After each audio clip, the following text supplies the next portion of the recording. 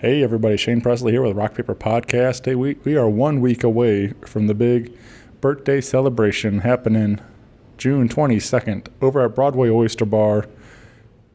I brought along my friends Amanda Fish Band, Tony Campanella Band, and Odds Lane. Also, we'll have live art that evening from Jessica Hitchcock. We'll have plenty of delicious food and cold drinks all night long from Broadway Oyster Bar. So come on out and party with us. Celebrate 5 years of the show. June 22nd. We'll be kicking off about 10 o'clock. $8 cover for the show. So come on out. Also want to tell you about my friends over at Naked Vine. If you haven't been by yet, they're serving up all your favorite wine, whiskey, tequila, and local craft beers, and great live music all the time over there. Thursday through Saturday. You can come by on Friday, June 14th, and see Beth Lee and the Breakups with guest Chris Duart. On Saturday, June 15th, Shaky Deal, a tribute to Neil Young. And I return to Naked Vine on July 9th with my singer-songwriter storytelling showcase with Zach Anderson and Jesse McClary of Old Capitol Square Dance Club, along with David Manis of the Manis Brothers. So do not miss that show. That's going to be a great night. The singer-songwriter show is $10 and starts at 7 o'clock. So come by for that night. You can find all those details and more at nakedvine.net. Be sure to follow along on Facebook, Twitter, and Instagram. Also want to let you know about my friends at Joseph Meyer Club. Check them out at josephmeyerclub.com and pick up a bottle of their new foaming aftershave. You can use my code RPPJMC20 at checkout for an exclusive 20% off. Again, RPPJMC20 at checkout. You can find all this, again, at josephmeyerclub.com. Be sure to follow them on Facebook also. All right, everybody. Hope you're having a great day. Thanks for listening. Thanks for 5 years. I really appreciate you all and all the support that you've been giving this show. So thank you. Enjoy the show. A podcast is kind of like it's like a radio show that's not on the radio. It's on the internet. Does that make sense? Uh-huh. Yeah. That's also like my mom. It makes it sound more confusing, doesn't it? It sounds like this. This is Ryan Koenig. And this is Kellie Everett. And you're listening to Rock Paper Podcast. Rock Paper Podcast. Rock Paper Podcast. Rock Paper Podcast, y'all.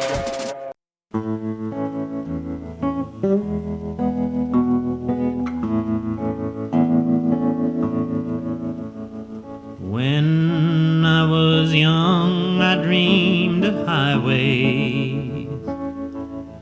Never knew I'd find you there. You got yours, and I got my way.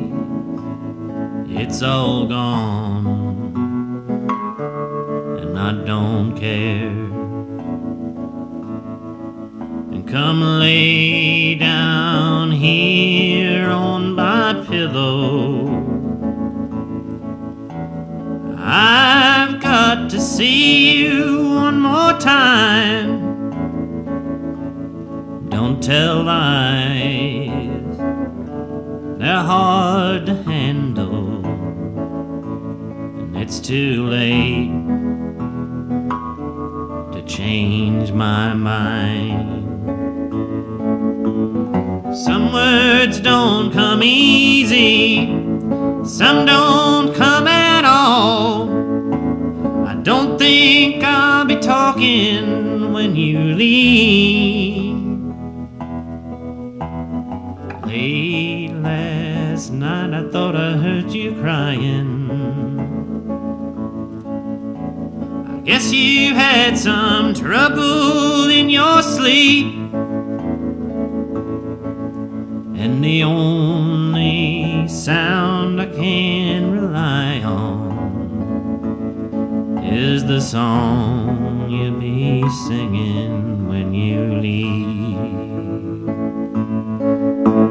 Some words don't come easy, some don't come at all. I don't think I'll be talking when you leave. But when I was young, I dreamed of highways. Never knew I'd lose you there. You got yours, and I got my ways. It's all gone, and I don't care. They're all gone, but I don't care.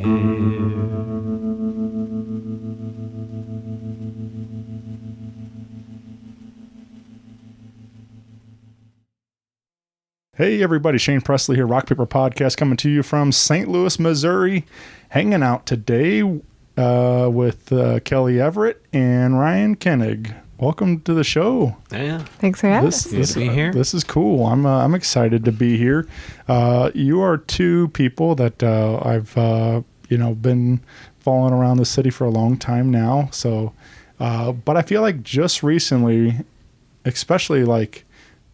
What was that night? You all came out to Naked Vine one night and saw Jenny play out there, and Jenny we got was to out talking, and that's really where this kind of started. I was like, hey, we should do one of these, and that would be fun, and here we are. We made it happen, and but this that was the first time I think we really all started talking, and so that's what's been cool to kind of become friendly with you all over the last couple months, and so thanks for doing this. Yeah. Our pleasure. This is what's cool about this show for me is it just allows a nice opportunity where we can kind of hang out quiet and we're at your home and getting to talk a little bit about everything you all are part of, and but I guess just to give a little backstory from both of you, I guess are you both of you from St. Louis area? Do we both grow up around here? I am very born and raised here, and my family goes back, I'd say roughly 5 or 6 generations on both sides. I grew up Targos South at Juniata and Gustine. I lived on Cherokee for a while and Bevo for a while. McCree Town, I guess you'd call it, for a while. The Hill for a while. And now in Clifton Heights for a while. So yeah, very much from here. Yeah, right. And I was born here, but raised in Iowa. Okay. And ended up moving here a little over 7 years ago. All right. I claim St. Louis. I know I'm not from inside the city limits, but I'm out from Wentzville. But St. Louis has always been home for me and stuff. But in this area, but yeah, it's just something that I like to ask, is because it's a good being that this show's based in St. Louis. I just kind of like to get an idea. But I know both of you are multi-instrumentalist. I don't know if you like that word or not, or that title, but It's fairly descriptive. yeah. But I know some people are kind of weird about it. But you guys play a little bit of everything. But I guess did that all start pretty young? I mean, for me, certainly. From what I remember, and some of this is what my parents tell me. I know I saw some, I don't know if it was a picture, like a drawing or a cartoon or a movie, something where Sherlock Holmes played violin, and I thought it looked really cool, but this is when I was probably 8. Took violin lessons for maybe 6 months and decided I learned everything I could possibly learn. My parents said, that's not true, you got to keep going. And I said, it is true. And then I smashed the violin. So that was the first thing. And after that, I know I had a keyboard for a while. I don't know whatever happened to that. And then I had a classical guitar that my uncle lent me, and harmonicas. I don't remember who gave me my first one of those. That also might have been my uncle. So yeah, pretty much guitar, harmonica, keys. Those were kind of the first 3, and then in middle school I started playing trumpet, and I can't really do that anymore. Oh man! And at some point I got a drum kit, but once again I think I have a single tom drum left from that is now more of a bucket than a drum. But yeah, so that's been pretty much me the whole time. Got it, then added other things. I don't remember when I got my first mandolin exactly, but I know that came from J Gravity downtown. Recently sold that to Riverside Wanderers, Paul. Yeah, sold him my first mandolin for a good deal, like what I got it for. First violin. I think I borrowed one after smashing the one, and I think that one might have been a 3/4 size, and then I bought one that I still use sometimes now from Joey for $50. What about the bones? When you start learning? That was fairly recent. That came from hanging out with Dom Flemons from the Carolina Chocolate Drops. All right. Hanging around him a couple times before Central Time Tour in 2012 that we did with Pokey, Lewd Rock Gang, Tillers, what were they calling the Cajun band? Country Revival. Cajun Country Revival, yeah. Jesse Leger, Joel Savoy, the Tillers. That was the bulk of that one, right? And then Dom being the MC. And after being around him for what was like 2 weeks or something like that, and seeing him play Bones every night, it started to make a bit more sense. So I picked it up after that, and it's one of the more frustrating instruments to practice in a van, and not frustrating for me, but for everyone around me. When he was learning it, he'd just walk around the house clicking and clacking. Because, the whole trick is being able to get the triplets from turning your wrist so quick that it hits 3 times, like twice out and once back, I think. I don't know. Until you can get that, you're just walking around going, pop, pop. Like, not necessarily in time with anything, just making loud smack noises. I don't know if you guys know him, but I met Doug DeSherry playing with Ben Miller Band and out of Joplin area.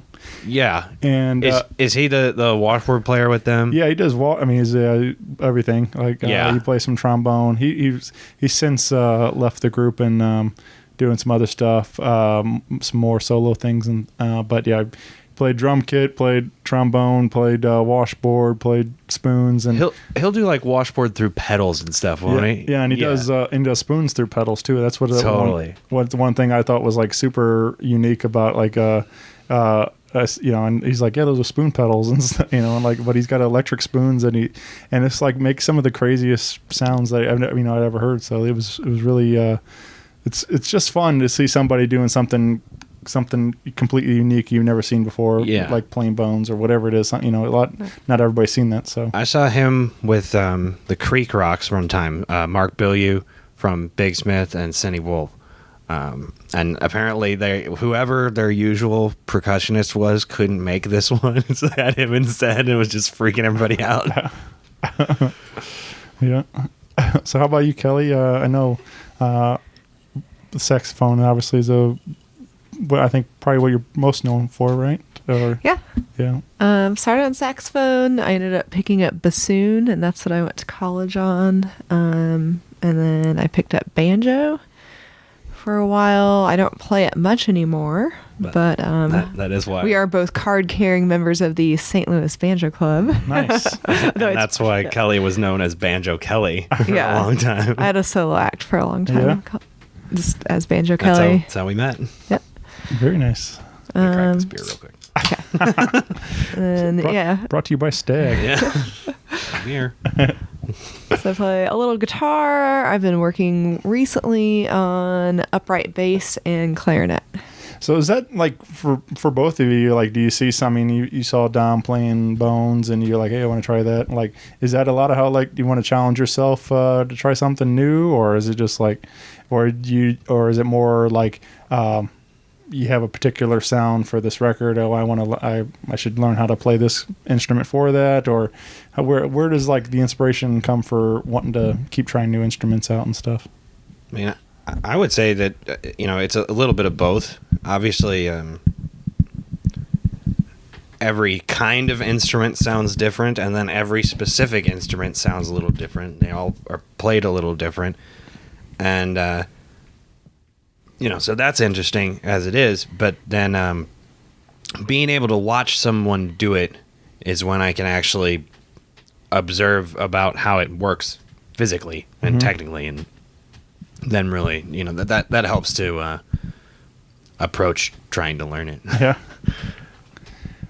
Mine might be my desire to learn more instruments. I wouldn't say it's necessarily based on jealousy, but I would say I might hear someone play and it's like, I want to be able to do that. Right. So, yeah, it's maybe not something that I'm thinking about that much. It's just sort of a desire to do it strikes. And I saw, I like also just when people get creative and come up with like brand new instruments or whatever it is, or a new take on it. I just saw this video pop up online with Junior Brown, and I don't know, I think he had a hand in like helping create it, but he had a guy build it, and it was like a slide pedal steel type of thing, but then it also had like a pop-up guitar where he could play like, what does he call it, Steelcaster or something like that? I mean, it's a Telecaster and a lap steel like combined, glued together, essentially. But it was like, and he had like all the electronics right there. You could switch back and forth, and it was pretty crazy. But yeah, it's all like in one stand, and it's like one instrument now, and like so it was really cool to see. Like I said, as people continue to just evolve and like coming up with new stuff all the time. So yeah. It's fun. I mean, back in the 70s, I can't remember the guy's name now, but they even had a double neck 5-string banjo for a while. Oh, man. People come up with stuff like that all the time. Like, can we just put 2 necks on this thing? we play a lot of non-instruments as well, like the washboard, the jug, the singing saw, the wash tub bass, that sort of stuff. I wouldn't say they're not an instrument. They're just far away from. Well, that's, repurposed items. Well, I was going to say they're far away from traditional, but really there might be a little more traditional. Sure. You know, it's just ways to make specific notes or rhythms that probably predate the mathematical knowledge of like putting a string on a piece of wood and then you can measure it to, you know, like figure out exactly what note it's going to make. And, 'cause, I mean, even slide guitar is, you know, you have to really, much like the saw, improve your muscle memory to be able to get your notes right. But, you know, it's rudimentary in the sense of like you're kind of, it's guesswork all the time, you know. Right. It's a little more like singing than being able to look at a fret or a key and just press it, you know. Yeah. Well, let's get into talking about some of the new music you all are a part of. I know we were talking a little bit off mic here, and we were talking Golden Rods, which I guess is the current latest project both of you are involved in, right? Yeah. I mean, we used to do Southwest Watson Sweetheart a lot, and then I don't know, pretty much over the past couple of years started playing with Jess Atkins and Jenny Moore casually, and then eventually we wound up all playing together and it sounded like a band. And yeah, now we've put together a songbook of probably 45 songs, 40 50 songs. Yeah. So yeah, I mean, that's me on octave mandolin, fiddle, guitar, accordion. I think that's it.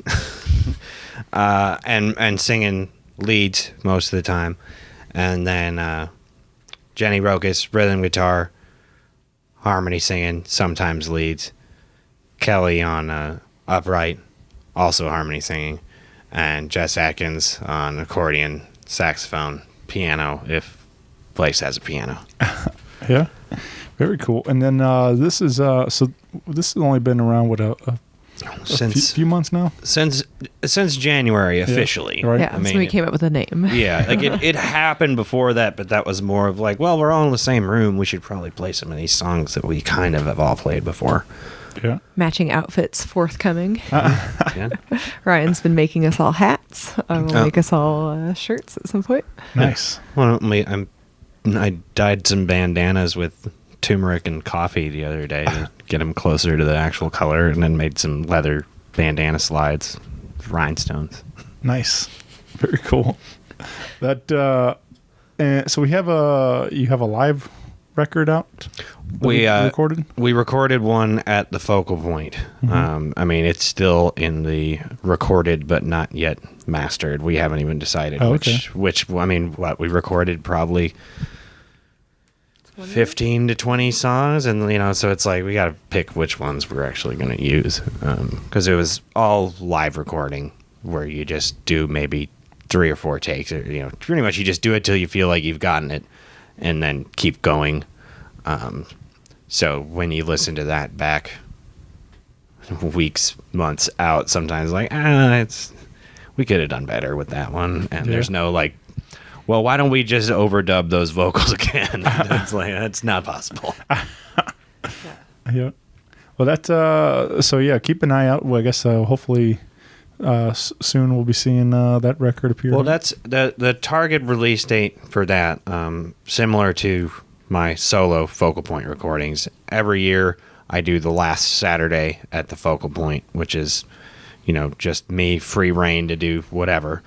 And after recording the solo record there last year, I was like, well, it only makes sense to release it on my annual night there anyway. And now this will just continue that tradition. And we're hoping to make that a tradition every year to do a live recording there and then release it at the end of the year.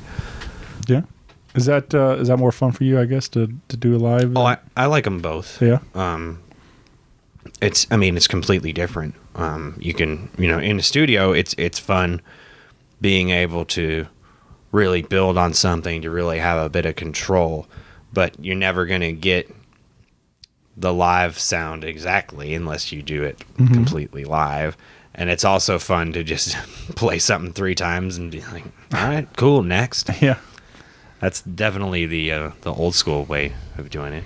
I like both. I mean, it's fun too because like you're saying, some bands can make a great record, but they don't sound anything like that when they play it live, and vice versa. So for whatever reason, some bands are incredible live and can't figure it out in the studio and can't capture that moment and like make it. So it's I've seen both ways, but it's it's fun when you get a nice live recording like that. It actually sounds like the band and stuff. You can get it mic'd up properly and everything, and it sounds great. Yeah. Well, I think in general, that's why I like to do both. Right. Because I'm never gonna sound like the studio on the stage, but I'm never gonna sound on the stage in the studio. So it's like and people have different preferences as far as listeners go. Some people really, really love that studio polished sound, and some people just really love the live sound. And so it's like, well, here, take your pick. There you go.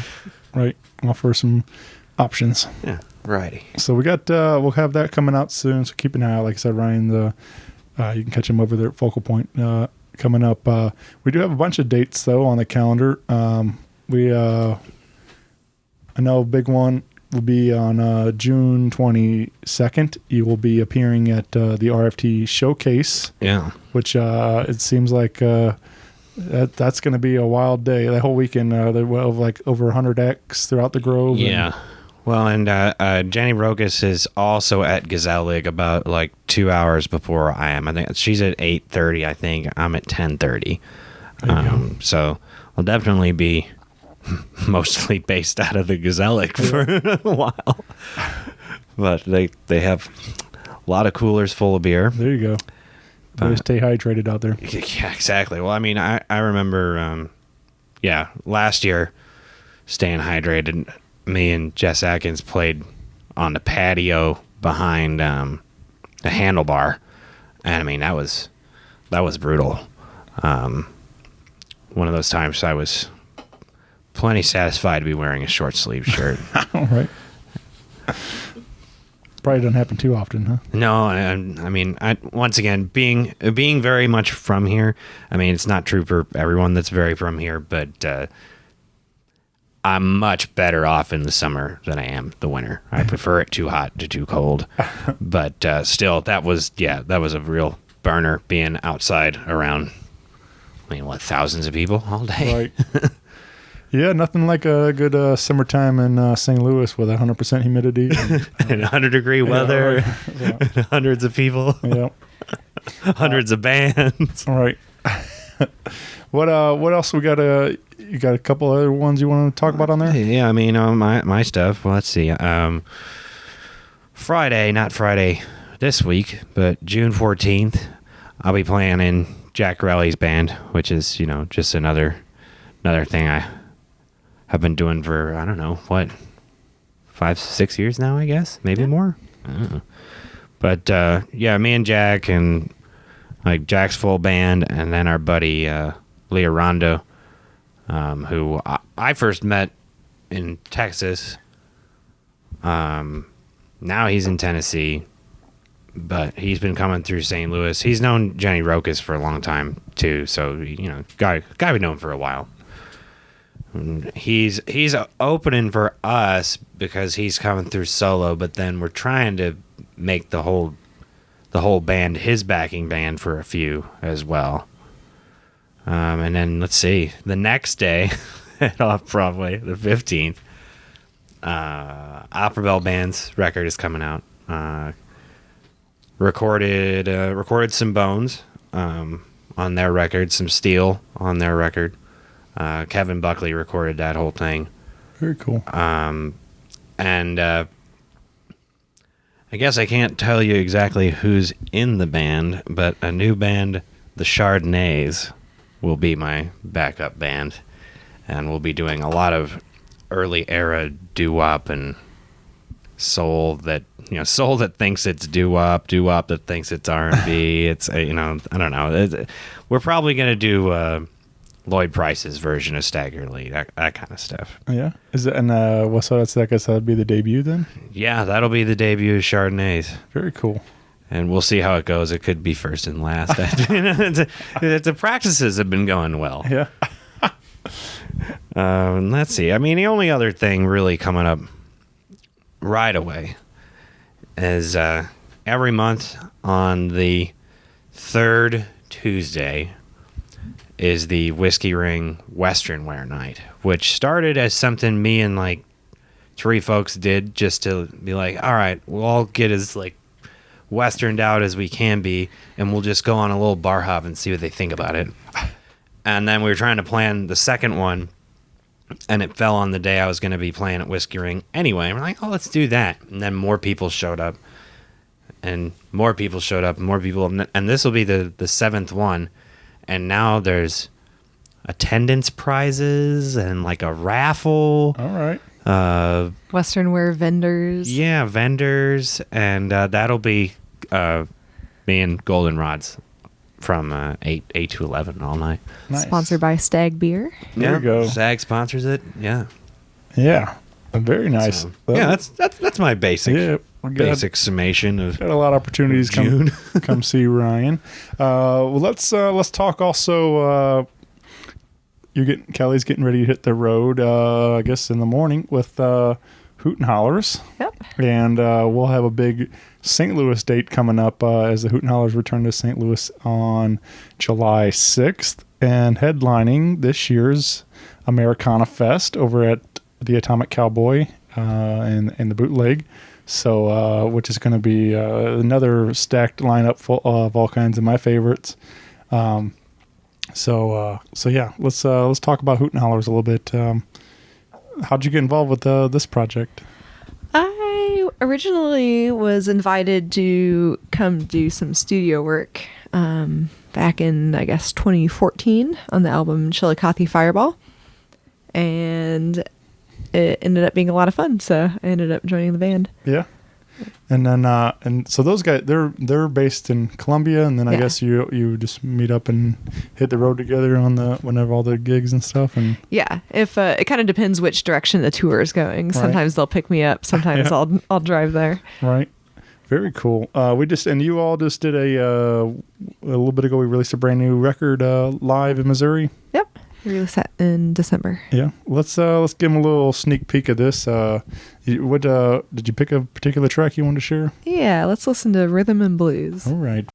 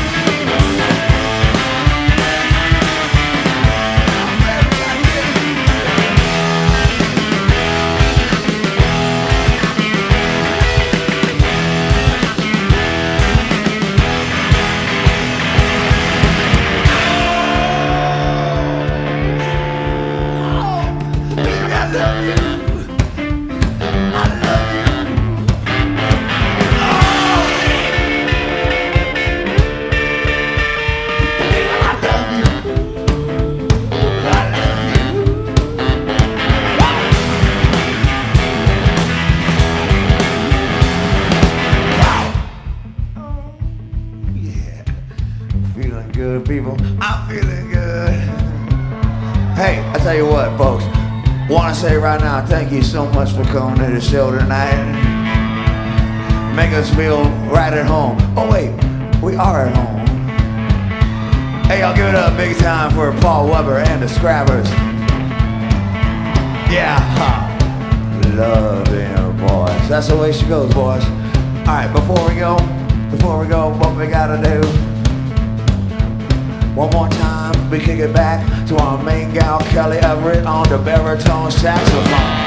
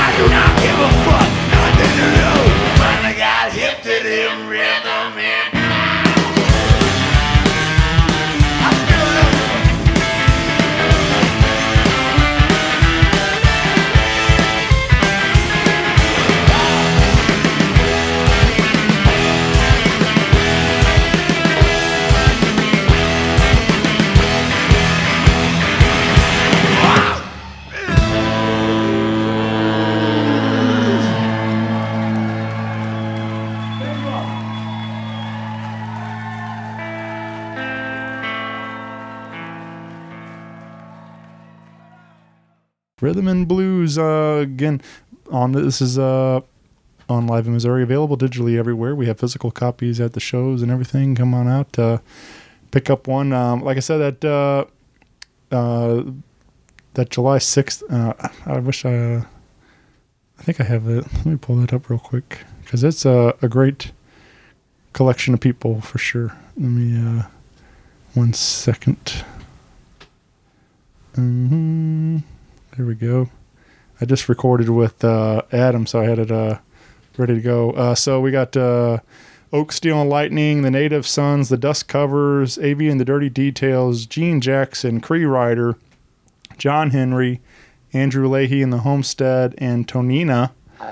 And of course, like Hooten Hollers, like I mentioned, it's a $15 ticket. We'll get you in, and tickets available now. So that's going to be a wild day of music. Oh yeah. I've been a part-time member in a lot of those bands.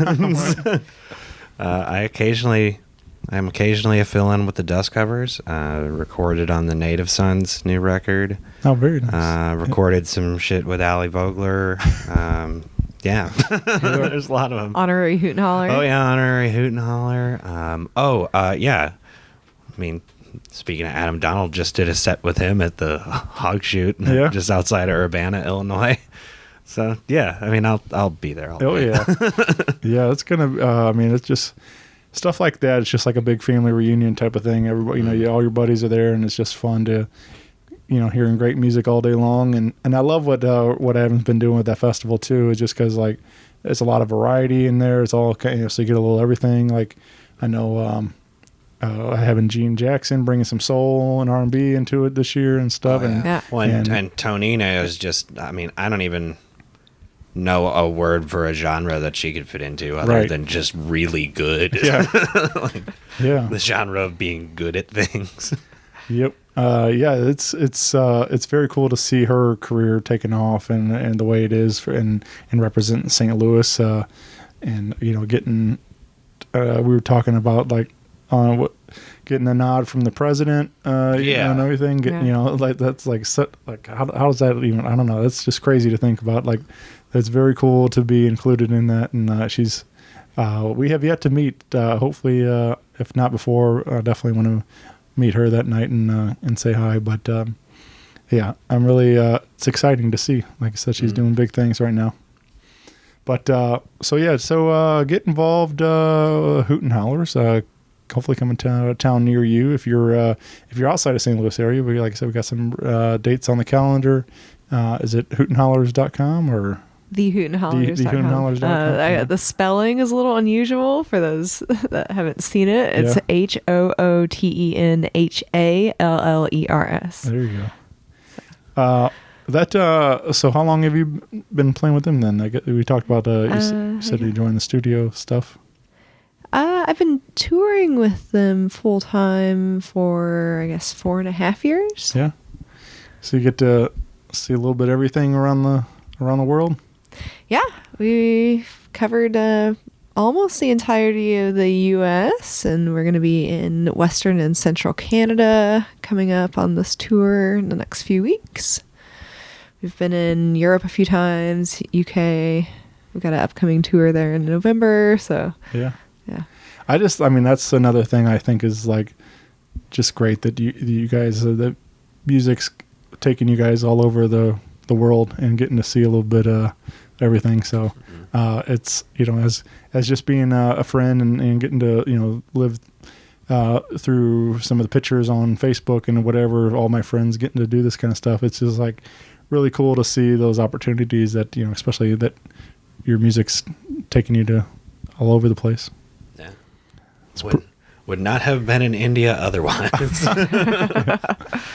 Is it? Do either of you have a pretty wild story from in India or anything like that? Like, I just imagine like even just getting to see some of like this. I know there's not.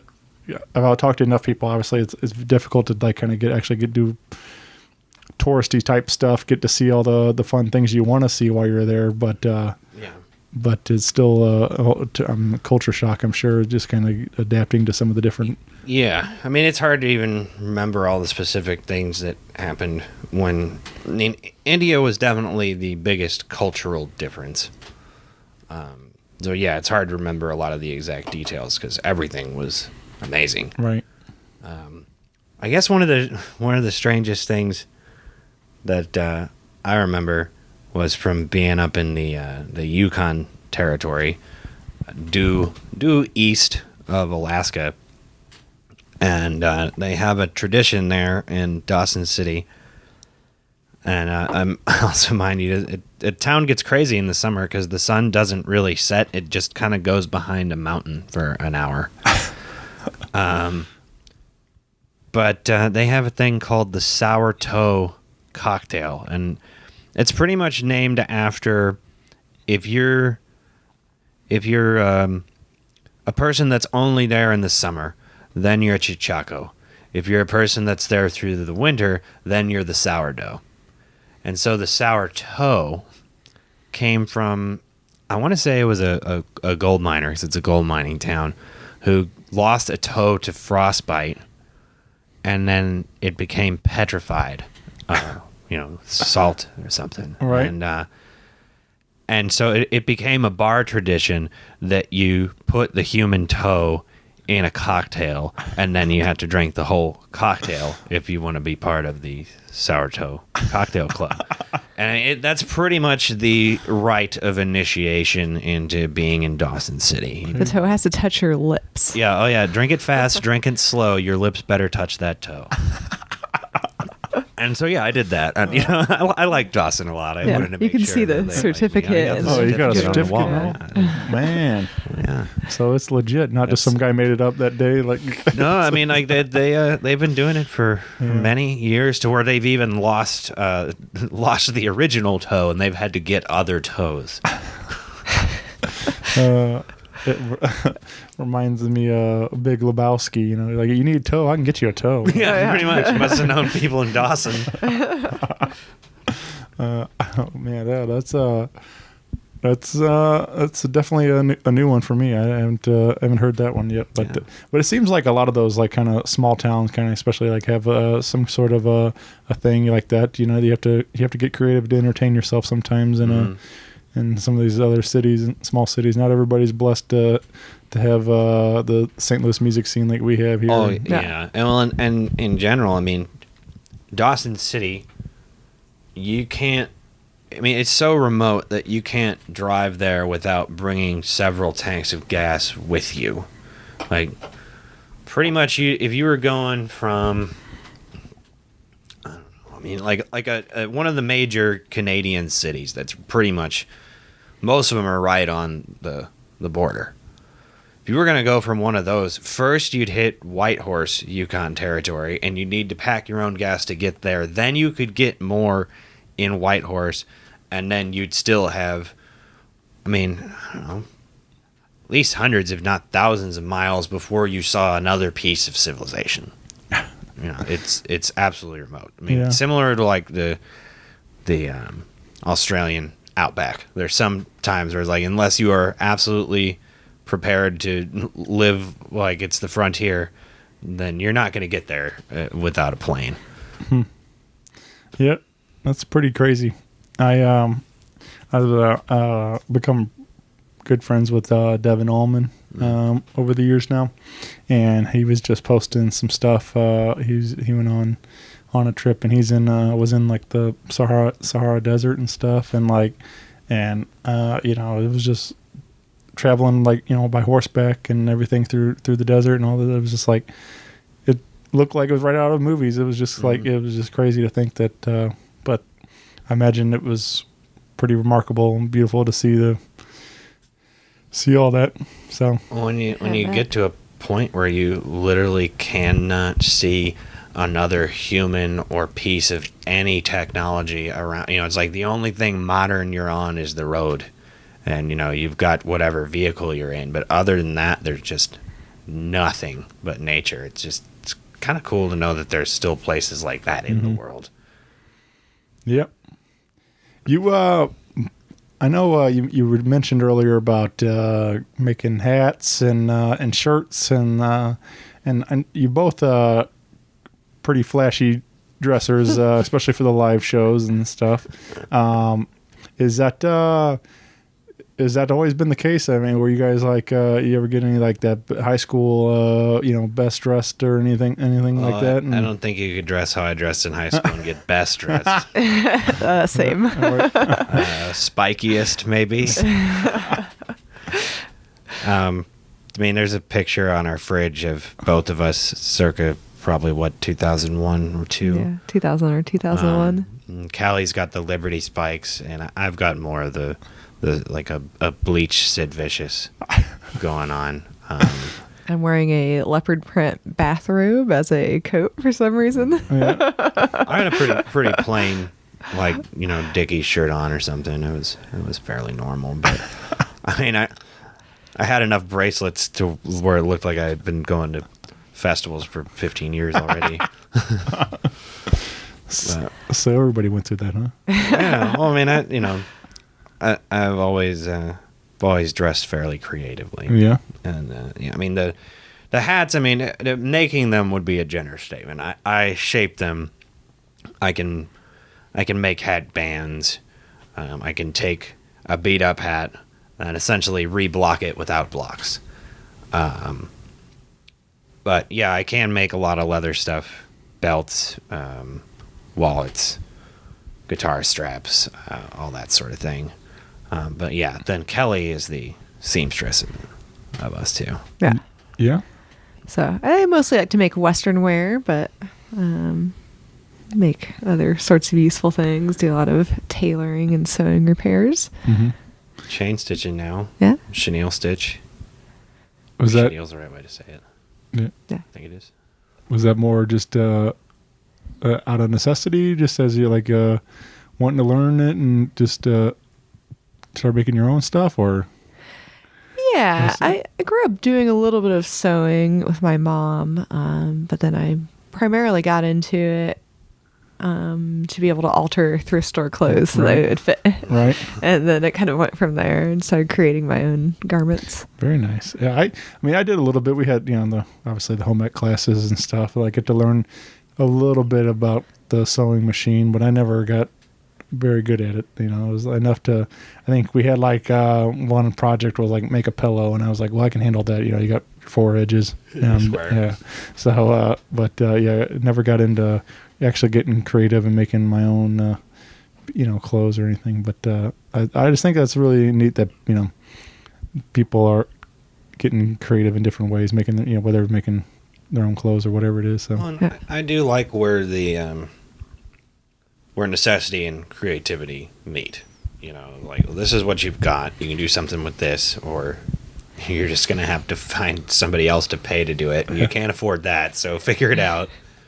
I mean, a lot of the leather stuff was, lots of classic Western wear, like hero country Western singers and musicians, they all had belts with their name on it or something else cool on it, or a strap with their name on it or something else cool, to where it's like, man, clearly that's like the only one of those. They made one of them, and it was for that person, and I want that. And I looked up how much people charge to do that for you. I was like, well, I guess I'm never getting one unless I do this myself.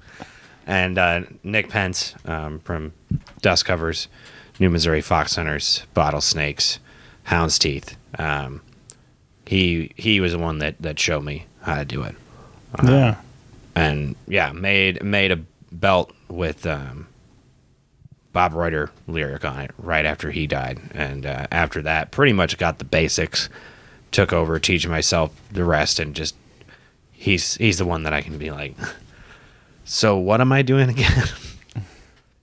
You meant we were talking earlier. I told you I was listening to your record, Two Different Worlds, and there was a song in particular that I was really caught my attention today, and it was It Don't Matter. Yeah. And you were telling me that's a Bob song? Yeah, that is the one cover I did on the record, and that's where the name of the record comes from too, because I was trying to choose a title track or something like that, and there's lots of reasons that that's an appropriate name, but in the song, so there's a line like, "Me and you come from two different worlds." I was like, oh, okay, I'll just use one of Bob's lyrics, and then if people don't like the title, I can just like dodge the blame. Always wanted to read a lot of books, but I wound up listening to records instead. Always wanted to write down my thoughts, but they're always jammed up too tight in my head.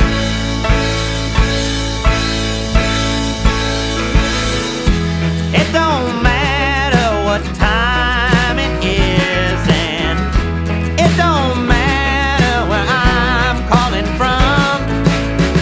It's 4 a.m. here in Amarillo, Texas, and I don't remember what it is that I called for.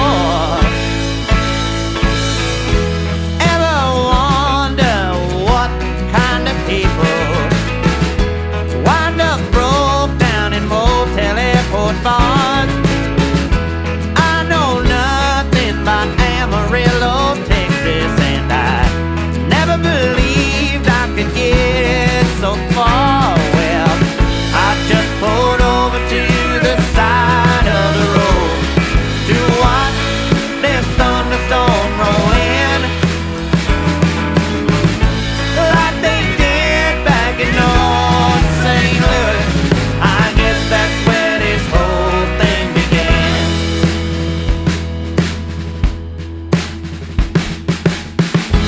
My life is a grainy black and white. It's a handheld camera just jerking all around.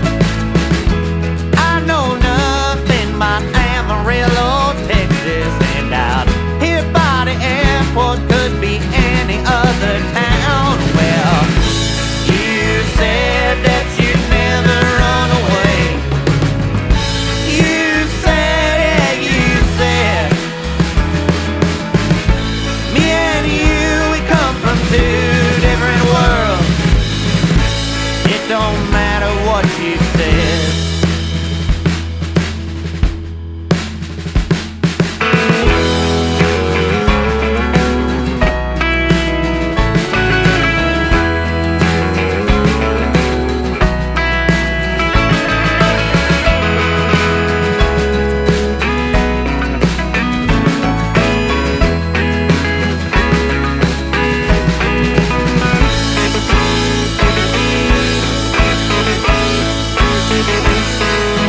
Ever seen a Midwest tornado run down a side street just like a damned old train?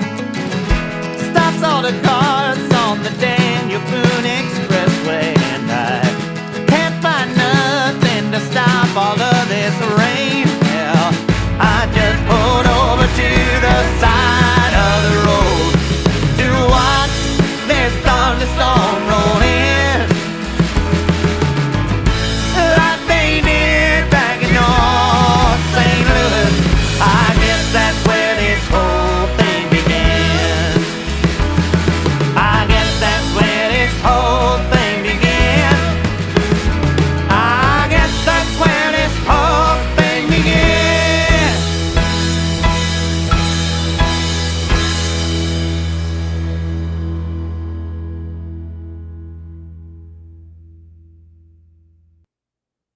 Yeah, it don't matter. I've been hearing him play that for a long time, and I remember you talking about the always wanted to read a lot of books, but I wound up listening to records instead as the opening line to the song. And back when I feel like they had just opened the second room at Manja when me and him were first playing there, but I started playing there when it was one room, and so it could have been then. But remember first time hearing him play that, and just thinking like, well, that makes sense. That's pretty much what happened to me.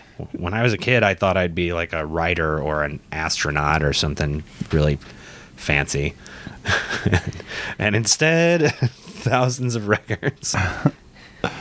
Yeah, I mean, that's that line immediately jumped out to me. I'm like, yeah, that sounds about right. I've just never been a great student or, read a lot of books. I mean, if I get passionate about it, like it's something, like especially like some biography or something of somebody. I like really, history and stuff like that.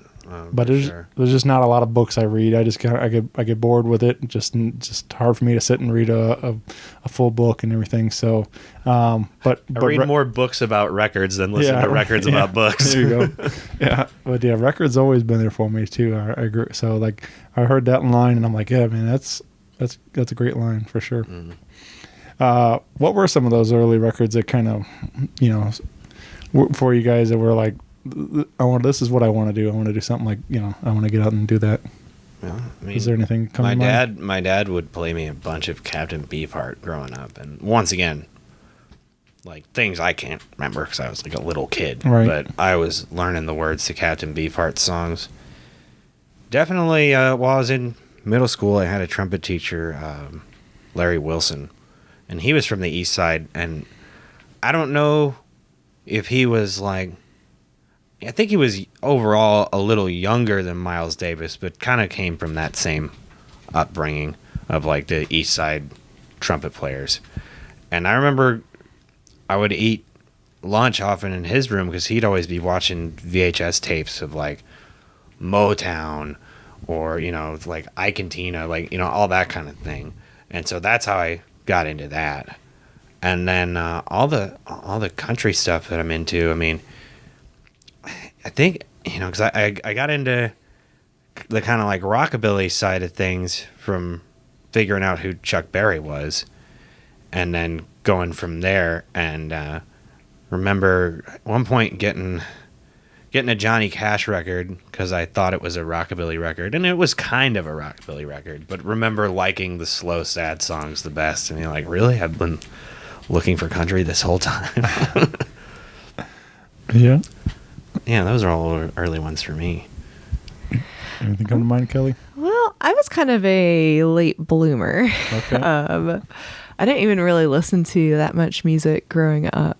But I guess the first thing I heard that really made an impression on me that I really wanted to play myself was a jug band record. I found a Jim Kweskin and jug band album and I bought it, and it was right after I'd started playing banjo. I was 18 or 19, and like, wow, this is just absurd. And I thought about it for a long time. I just couldn't even quit thinking about it, and eventually I started a jug band. And then also hearing Big Spiderbeck and Frankie Trumbauer kind of propelled me forward into traditional jazz a lot. It took me meeting Kelly to really get into traditional jazz. I did not get it for a long time. I didn't really get jazz in general. I mean, I from a technical side and an artistic side, I'm like, well, yeah, this is very amazing stuff. I just don't really understand how it quite applies to me. And then hearing more of the traditional jazz and kind of realizing where the modern side of things had come from, that's when it's starting to make sense. Because you get back that far, and it's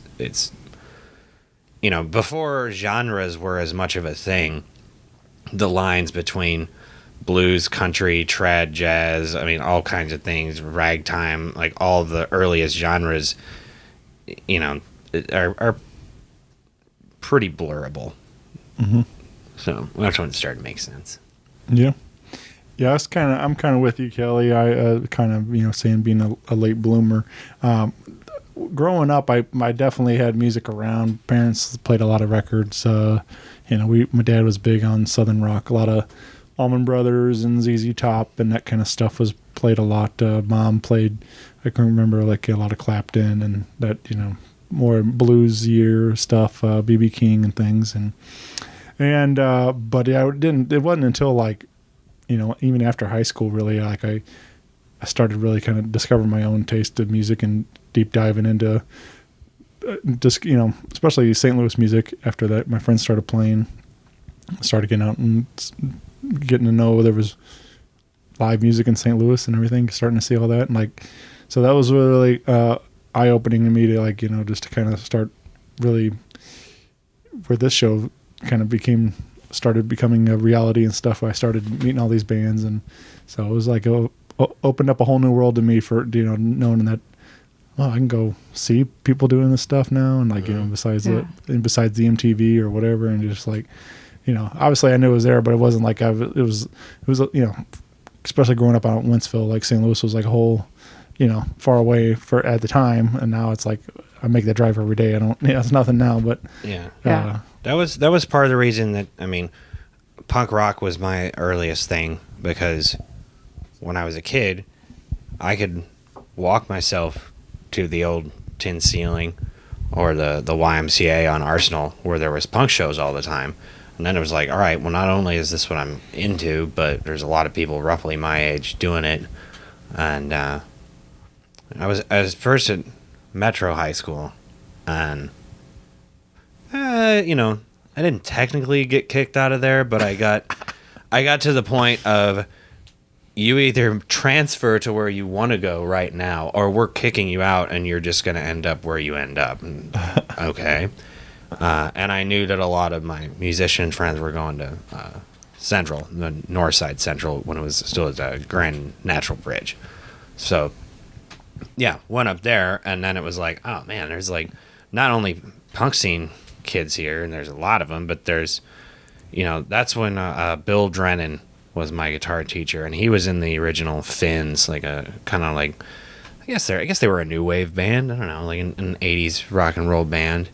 And but he also knew how to play like Chuck Berry. He knew how to play like CCR, and he had a bit more of an insight. And then like Peta Williams was there. The Vosman twins were there.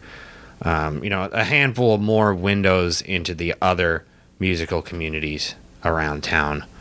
And then really what got me into the blues side of things was working at Blue City Deli. Nice. Couple years there, and all of a sudden it's like, well, now I don't feel weird going to BB's at all. I know all these people, right? Yeah. Shout out to Vinny. Oh yeah, Blue City Deli, man. I love that place. Best sandwiches on earth. Oh yeah, it's pretty good. I have I kind of laugh when people in St. Louis get like Jimmy John's now. I was just like, man, you don't need to do that.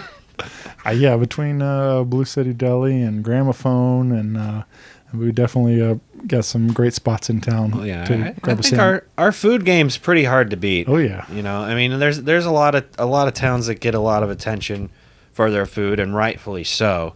But I think that it's like sometimes people tell me like, well, you got to go to New Orleans if you want a crawfish boil. I'm like, really? That's not even a New Orleans thing. Technically, that's a Cajun country thing. And if you just want boiled crawfish, you can get that here. Yeah, yeah, you can come down and get a po' boy over at Oyster Bar, and we do boils over there every now and then. Yeah, I went to a boil in Maplewood about 2 weeks ago.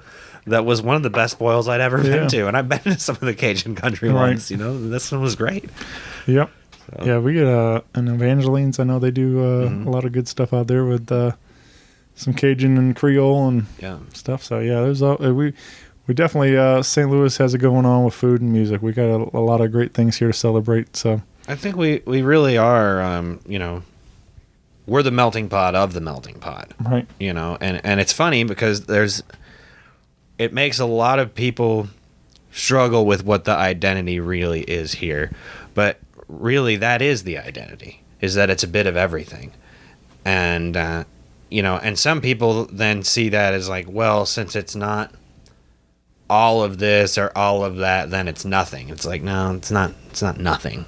Just because you can't see, just because you're not going to have a crawfish boil every night, just because you're not going to go, to a like pedal steel two-stepping night every night, just because you're not going to see like somebody pick, a specific style of blues every night. Like just because you're not going to have that every night, doesn't mean you can't have that every week. And really often you can have that every night. You just have to know where to go. That's one thing I've definitely learned, like I was saying, kind of deep diving into this whole St. Louis music scene is like, if you whatever you like, there's other people that like it and they're doing it somewhere in the city, and you can find it. Like, you just got to go looking for it. Sometimes it's not as advertised, on your radio and everything else. Sometimes, so that's one thing. Like, there's a lot of people doing their own thing, and like I said, just got to go looking for it a little bit. Yeah. Well, sometimes you just have to be willing to drive half an hour rather than 15 minutes. But, then people talk about like, oh, well, if I lived in Chicago, it's like, well, then you're always going to be driving half an hour instead of 15 minutes. So, yeah. Well, like I said, these two are very involved in a lot of different music around. You can find the Hooten Hollers. You can find we do have the record out there. 2016, the Southwest Wasson Sweethearts record. That's out there, and so check that out. We got new Goldenrods material on the way. We got I can't even remember. I can't keep it straight. New Missouri Fox Centers. We got done recording, but no set release date yet. That's still in the mixing, mastering phase. Sometime next year, you can be expecting a new Hooten Hollers album, a new Rum Drum Ramblers album. Yeah, Rum Drum Ramblers. I mean, I haven't even mentioned Rum Drum Ramblers. That's the longest running band I have been in out of any. I mean, that outnumbers in years even the 10 years that I spent playing with Pokey. Yeah, like that band is. Somebody asked me and Matt the other night, like, how long has this been a band? And I was like, I don't know, about like 11 years, 12 years. He's like, no, I think we're closer to 13 or 14 now. Like, wow. Yeah. Band's a teenager. When you said Rum Drum is playing Tuesday at the Hideaway? Yes, at the Hideaway. At Arsenal and Hampton. The long time the home of Mark Dew. Mark Dew retired. He did not get fired.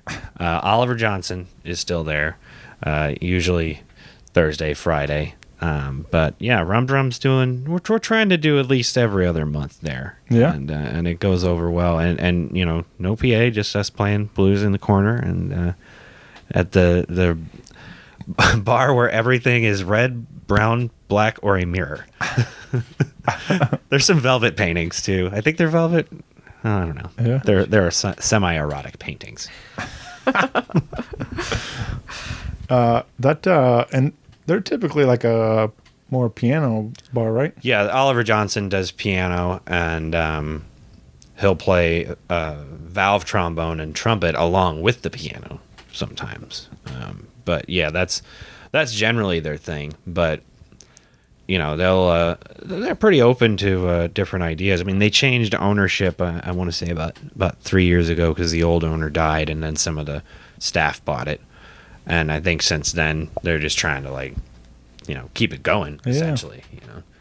So nice. Well, so come on out and see Rum Drum Ramblers over there Tuesday, the 11th. Yep. And everything else. I think all the bands have Facebook and all that, so there's and websites you can get involved and keep up to date with more information coming soon and on these releases and all that. So I thank you all so much for doing this. This has been an absolute treat to get to chat for a little while tonight. So thanks for taking some time out to do this. Yeah. And I'll definitely be seeing you all soon. Like I said, with the Americana Fest and a couple of these other spots, RFT Showcase and all that. So I'll be around, and we'll hopefully we get to hang out again soon. Yeah, summertime in St. Louis. There's more going on than you can even do. Right. Only 7 days a week, only 24 hours a day. Right. People ask me all the time, how do you do all that? I'm like, well, I just cut out sleeping. So that's really made a big difference. Do people still eat food? All right. All right.